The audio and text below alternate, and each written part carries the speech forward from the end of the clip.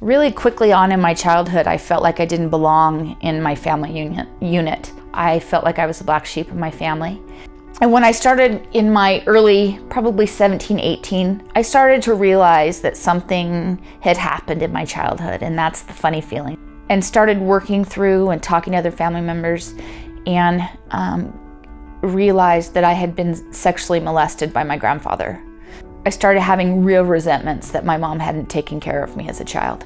I had built this, already had a lack of connection with my family, but it became so severed and so painful for me. In 2003, I had a hemorrhaging brain tumor.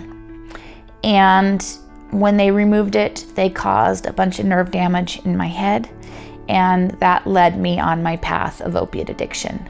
I was prescribed by doctors whatever I needed or I thought I needed.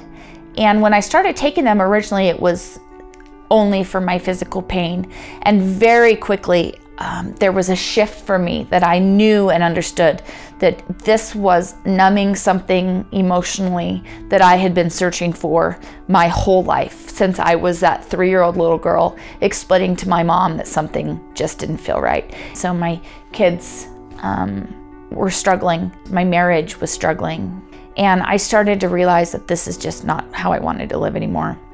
I went to Intermountain, which is an inpatient facility.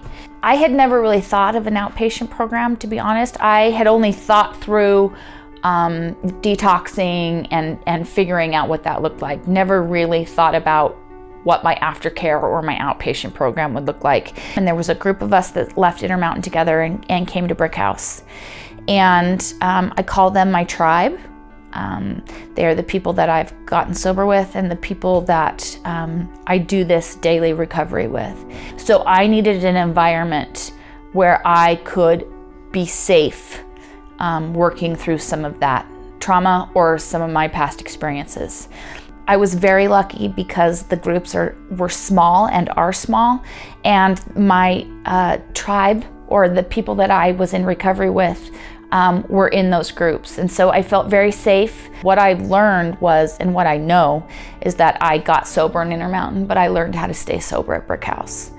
And the spiritual piece was paramount in my recovery.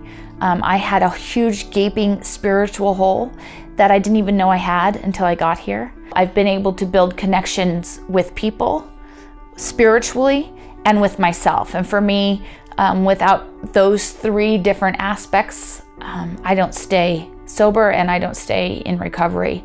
I talk regularly about how this program has been a gift to me, plain and simple. It's been such a gift, and the people that work here and the program itself. If there's another Jennifer, I would say hold on. It's going to be a journey. There are people who have walked through the shoes that you're walking in right now.